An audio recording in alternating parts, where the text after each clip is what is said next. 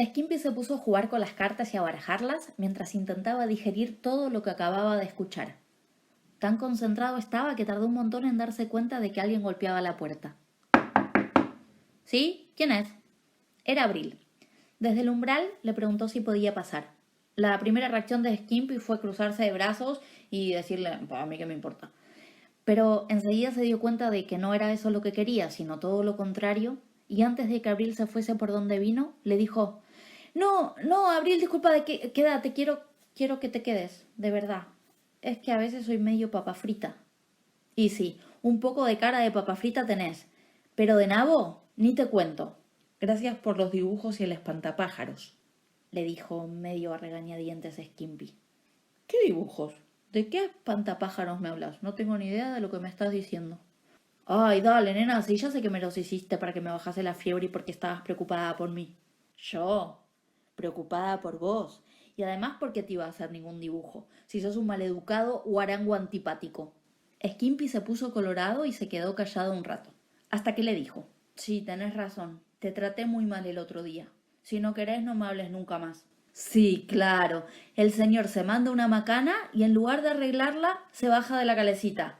O, mejor dicho, me pide a mí que me baje. Mirá qué vivo que sos. No, señor. Si te vas a quedar a vivir acá, más vale que vayas aprendiendo a tratar bien a la gente. Si querés, yo te enseño. ¿Y a vos quién te dijo que yo me voy a quedar a vivir acá? Nadie. Se te ve en la cara. Skimpy le respondió mordiéndose el labio de abajo, como diciendo, hambre. Y Abril le contestó con el mismo gesto y se quedaron así hasta que Skimpy estornudó. ¡Ja, ja! Te gané. Sí, soy una genia. Ja, ja, ja, ja. No vale, porque yo estornudé. Obvio que vale. Yo también podría haber estornudado, pero no lo hice. Pero yo tengo angina y vos no. ¿Y qué? Yo tengo pie plano. Ay, nena, ¿qué tiene que ver el pie plano con estornudar? Nada. Y antes de que empezaran una batalla campal interminable, apareció Encarna con otro tazón de sopa y se hizo una tregua. Bueno, veo que ya se hablan, dijo Encarna, y ninguna contestó. Linda, ¿me dejas un rato con Skimpy que quiero charlar con él sobre algunas cosas? Sí, pero ni se te ocurra jugar algo con él, porque es súper mal perdedor. Y se fue sacándole la lengua y haciéndole burla. Skimpy se quedó con cara de enojadísimo y Encarna le dijo, con dulzura, te traje más sopa. ¿Querés? Tuvieron que pasar algunos días hasta que a Skimpy le bajó la fiebre del todo y le dejó de doler la garganta. Las placas que tenía en las amígdalas, todo ese pus que se le veía como manchitas blancas cuando abría bien la boca, se le fue yendo al mismo tiempo en el que las palabras le empezaban a salir por la boca. Encarna lo estuvo acompañando durante todo ese tiempo en el que Skimpy se animó a llorar, a contar, a preguntar, a dudar. Le contó cómo se sentía en su casa, le habló del dolor que le agarraba a veces más arriba de la panza, casi en el pecho, cuando sentía que su mamá y su papá no lo querían. Le preguntó si a ella se le ocurría qué era lo que él hacía tan mal para que no lo quisieran. Un montón de cosas le contó Skimpy a Encarna, mientras Tropo escuchaba atento arriba de la cama. Y Encarna solo escuchaba, hasta que, finalmente, Skimpy terminó de escupir y de vomitar todas las palabras y las lágrimas que tenía atoradas. Entonces le contó su propia historia. Le habló de su infancia, de la nena que fue, de todo el dolor que había acumulado en su bolsita cuadriculada de ir al jardín, que cada vez se hacía más grande. Le contó que cuando era chica creía que las personas grandes sabían lo que hacían y que siempre le iban a cuidar, y que cuando se hizo grande se dio cuenta de que no todas las personas grandes son así. Por suerte hay muchas que saben y pueden cuidar a los nenes y a las nenas, sean o no sus hijos o sus hijas, pero que hay otras que tienen tantas llagas abiertas que se mandan muchas macanas y pueden lastimar mucho a los demás. Y que hay algunas personas grandes que son como chicos pero en cuerpos de adultos, y otras que están muy, muy enfermas, pero esa enfermedad no les da ni fiebre ni les pone la cara llena de manchitas rojas como la varicela, y por eso a veces es más difícil darse cuenta. Y que no es que él, Skimpy, hubiese hecho algo malo. Él era perfecto así como era. Era un nene muy bonito y muy especial. Y que aunque pudiese transformar un montón de cosas a lo largo de su vida que no le gustasen, solo por el hecho de existir, era una persona digna de ser amada. Y que a lo mejor le había tocado nacer en una familia donde las personas estaban muy lastimadas, y que él estaba teniendo la oportunidad de curarse ciertas heridas y dejar de repetir la historia que había heredado. porque en esa estación de tren había mucha gente que lo quería y lo aceptaba así como era, y que estaba muy contenta de vivir con él. Un lugar donde era bienvenido y donde podía seguir creciendo con el agua, la tierra y el amor que necesitase. Y que quizás ese amor y ese lugar y esa gente lo ayudara algún día a reparar su propia historia y hacerla menos dolorosa.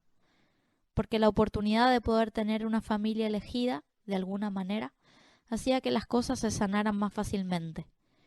Y que aunque no fuese la manera pedagógica más amable, el dolor, cuando es inevitable y somos capaces de atravesarlo, nos vuelve más sabias y más fuertes y más capaces de acompañar el dolor de otras personas.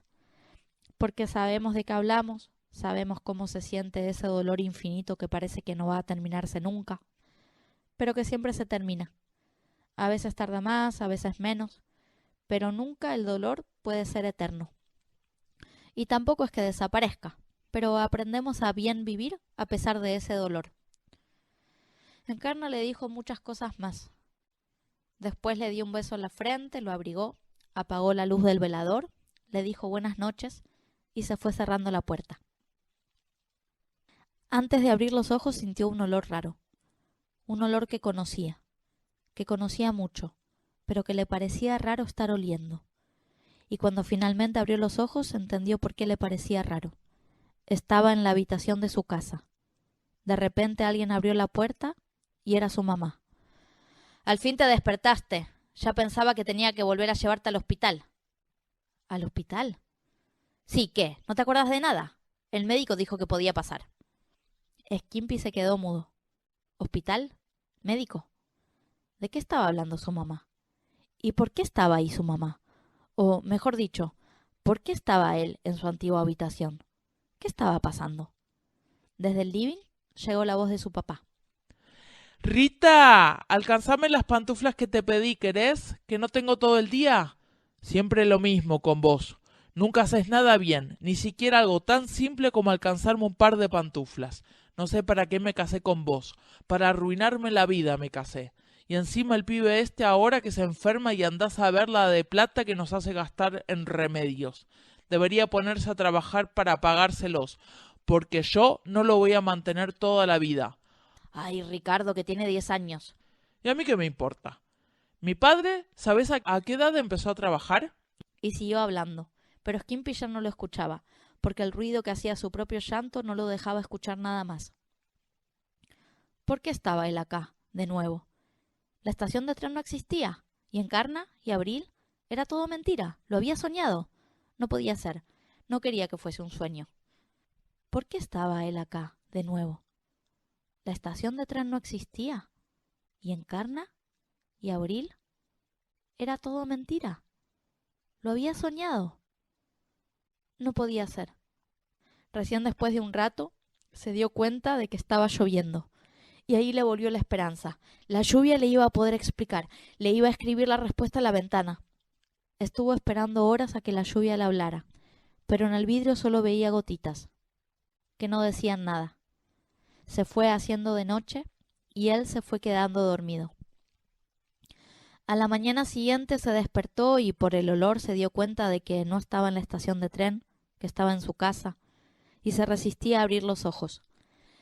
Quiso volver a dormirse, pero no hubo manera. El sueño no le venía. No se escuchaba ningún ruido, así que supuso que su mamá y su papá no estaban en la casa. Así que despacito se fue al baño, se lavó los dientes, se enjuagó la cara y después fue a prepararse el desayuno. Puso en el horno microondas una taza con leche, después le agregó chocolate en polvo, agarró un paquete de galletitas, puso todo en una bandeja y volvió a su cama. Antes de apoyar la bandeja, se le cayó una servilleta que se fue a meter abajo de la cama. Cuando la fue a buscar, se encontró con su caja llena de los cuadernos con las historietas que había dibujado. Los agarró y se los puso a leer mientras desayunaba. Y cuando terminó la última, agarró un lápiz y una libreta vacía, de hojas en blanco, sin renglones, y se puso a dibujar, sin parar. Estuvo en la misma posición durante horas, dibujando, dibujando y dibujando. Solo paraba para sacarle punta al lápiz. Durante todas esas horas estuvo dibujando y escribiendo la historia de la estación de tren. Empezó a hacerlo porque esa historia le llevaría muchos días y muchas semanas. Dibujó minuciosamente cada recuerdo, cada cara, cada situación. Dibujó incluso el sueño que había tenido adentro de su propio sueño. No sabía si había sido verdad o no lo de la estación de trenes, pero para él era como si lo hubiese vivido en serio, y no quería que se le ocurriese eso de la memoria. Cada noche, cuando terminaba agotado y con la vista y la mano cansadas de tanto dibujar, se dormía abrazando su libreta. Las personas que vivían adentro de su cuaderno lo cuidaban y le hacían compañía, la compañía que él tanto necesitaba. Cuando lo dejaron volver a salir a la calle, después se enteró de que lo que había tenido había sido meningitis y que estuvo volando de fiebre durante casi una semana y que lo tuvieron que internar un par de días en un hospital. Lo primero que hizo fue buscar la estación de trenes abandonada. Cada día caminaba por un lugar distinto, pero nada, no la encontraba. Las semanas fueron pasando y los meses, y aunque nunca se cansó de buscar, cada vez volvía antes a su casa y se ponía a dibujar. Cuando terminó el cómic de sus recuerdos, empezó a inventar la segunda parte, y después la tercera, y la cuarta. Empezó a inventarse las historias de esa familia elegida que se le había evaporado de las manos. Y cada vez le surgían nuevas historias. Dibujar sus historietas fue lo que lo ayudó durante años a no sentirse tan solo. Y mientras tanto Skimpy fue creciendo. Y un día, después de terminar la secundaria, le avisó a su mamá y a su papá que se iba de viaje, de mochilero, que se iba al día siguiente. Había estado planeando ese viaje durante un montón de tiempo. Se iba a buscar esa estación abandonada de ferrocarril. En algún lugar del mundo debía estar. Y si tardaba toda la vida en encontrarla, ese viaje iba a tener sentido. En ese viaje tuvo Skimpy muchas aventuras y conoció a mucha gente y se dio cuenta de que le gustaba estar entre muchas de esas personas. Estuvo viajando muchos años por lugares muy distintos. La mayoría de las veces cambiaba sus dibujos por comida o por un lugar donde dormir. Y en muchas oportunidades se quedó durante semanas en la casa de gente, primero desconocida, que lo invitaba a quedarse y que después de un tiempo se convertían en nuevos amigos. Un día, mientras caminaba por un camino solitario de tierra, se largó una tormenta, de repente. Parecía que el mundo se le iba a caer encima. En menos de un minuto se empapó de pies a cabeza y el agua le caía a chorros de la mochila. No sabía si seguir caminando o quedarse quieto. Era como estar adentro de un río. Toda su ropa, su comida, sus cuadernos, estaban hechos sopa. En eso escuchó un motor. Giró hacia el lado de donde venía el ruido y vio un rastrojero medio destartalado que se le acercaba. Le hizo señas en medio de la cortina de lluvia pidiendo por favor que lo viera. Y parece que lo vio porque paró justo al lado de él. «¡Suba, amigo, que se va a mojar!», dijo desde dentro un hombre con un traje blanco de lino y un bigote de lo más raro. «¿Quiere un paraguas?». Skimpy se quedó paralizado por siglos o por segundos. Pensó que le había caído un rayo en la cabeza y que se había muerto, o que estaba delirando de nuevo, o que le había agarrado meningitis y estaba internado en un hospital. «No, no estás delirando», le dijo el hombre. «Dale, subí que te llevo. Si no tenés a dónde ir, te invito a mi casa.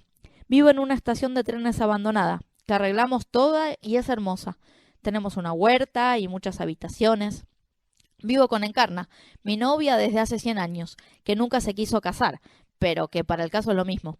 Y Viruta, un muchacho un poco complicado, pero que es un pan de leche. Y Amparo, y Julita, y Josecito, que se sabe todas las propagandas de la tele de memoria y a quien le encantan cantar los jingles. Y Tropo, nuestro perro. Tiene cataratas el pobre, pero ve igual. Y claro, nuestra nieta Abril, la luz de mis ojos. Debe tener más o menos tu edad. Vos tenés 30 y algo, ¿no? Skimpy solo miraba hacia adelante sin poder creer lo que escuchaba, pellizcándose para saber si estaba dormido o no, mientras en el parabrisas las gotas de lluvia formaban algo que se parecía mucho a un «Bienvenido, Skimpy».